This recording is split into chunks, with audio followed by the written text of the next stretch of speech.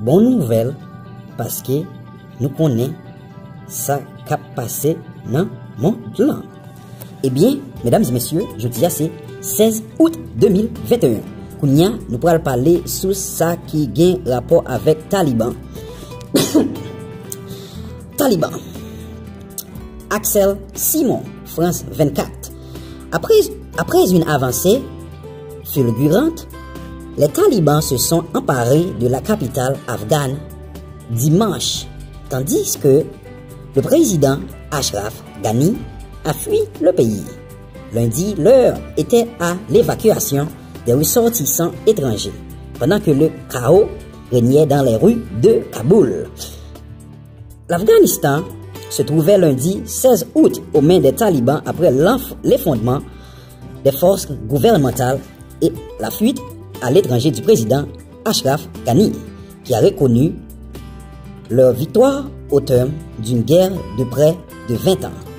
Les talibans ont gagné, a reconnu dimanche soir le président, qui se trouverait désormais au Tadjikistan, tandis que les insurgés célébraient une victoire militaire aussi rapide que totale en investissant le palais présidentiel à Kaboul. Dans une vidéo postée sur les réseaux sociaux, le Mollah Abdul Ghani Baradar, cofondateur des talibans, a salué la victoire du mouvement islamiste. À présent, c'est le moment d'évaluer et de prouver. À présent, nous devons montrer que nous pouvons servir notre nation et assurer la sécurité et le confort dans la vie, a dit-il. Vent de panique.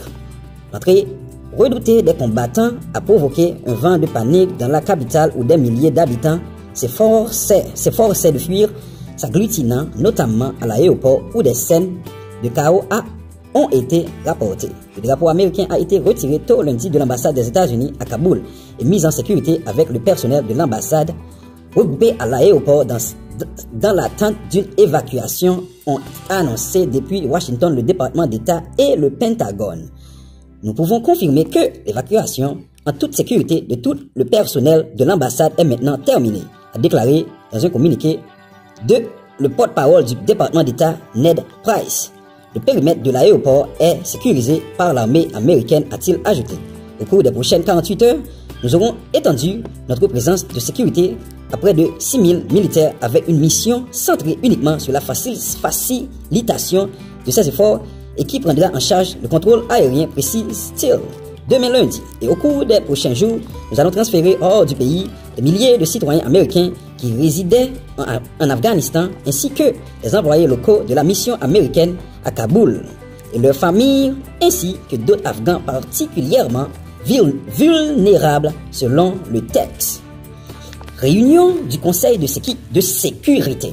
De nombreux autres diplomates et ressortissants étrangers ont également été évacués à la hâte de Kaboul dimanche. Le Conseil de sécurité de l'ONU doit se réunir lundi à 14h GMT pour débattre de la situation en Afghanistan. Le débâcle est total pour les forces de sécurité afghanes, pourtant financées pendant 20 ans à coût de centaines de milliards de dollars par les États-Unis. En 10 jours, le mouvement islamique radical qui avait déclenché une offensive en mai à la faveur du début du retrait des troupes étrangères, notamment américaines, a pris le contrôle de Qassim, tout l'Afghanistan.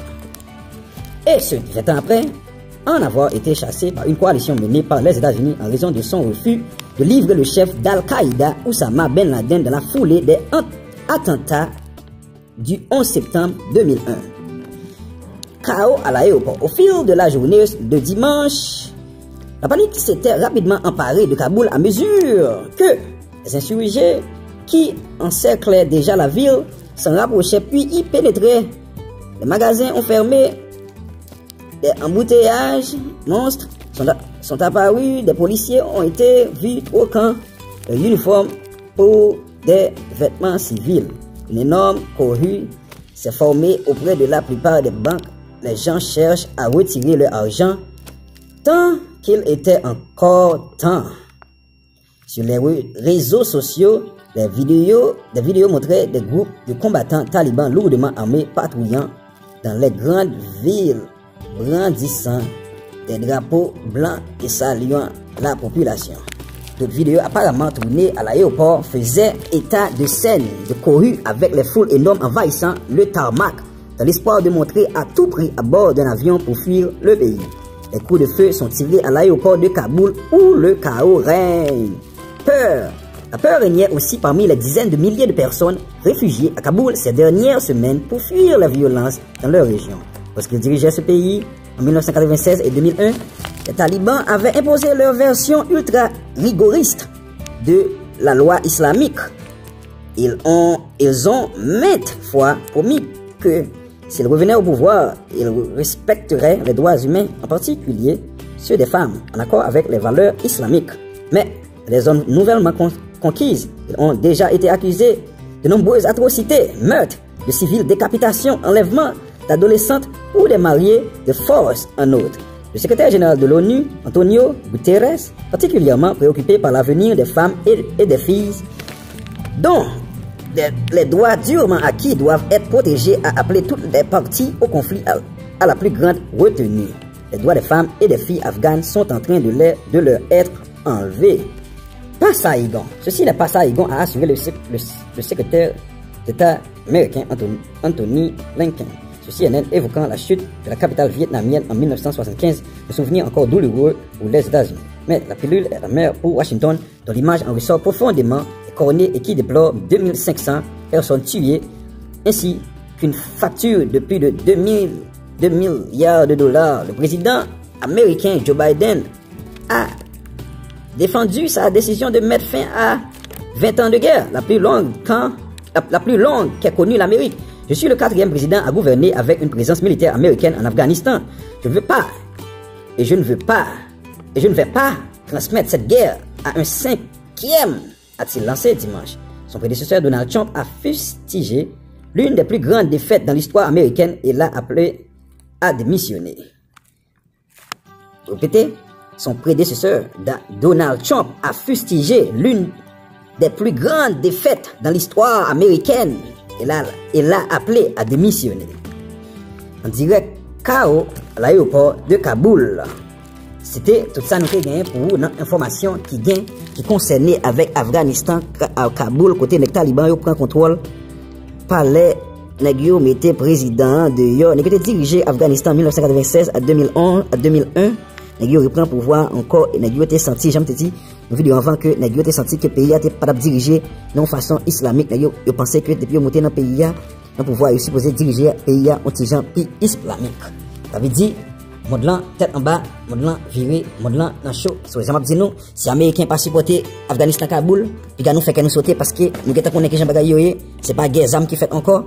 Depuis américain dit li évacuer li tirer nèg yo, ça veut dire nèg penser que gens yo pas battre nèg yo parce que nèg yo gen pile l'autre gens yo fait zam, puis nous penser de missiles encore parce que gen micro, gen virus, gen tout bagay puis nous penser de petits guerre ça yo t'allez entendre nèg Afghanistan tout le monde malade. On a mouru en Afghanistan, ou par contre, qu'est-ce qui fait ça? N'a pas connaître. So, si pour nous pensons que Afghanistan défaite États-Unis, n'a pas connaître. Pas bien, Donald Trump dit, Joe Biden, c'est plus gros défaite Amérique là, t'as dans l'histoire Amérique là. So, Donald Trump dit Joe Biden pour démissionner. So, nous allons suivre. La plateforme, pas bien abonner sur Channel Noir. L'information est finie, à clair, nous baouli, et pas oublier, pour nous love là tout.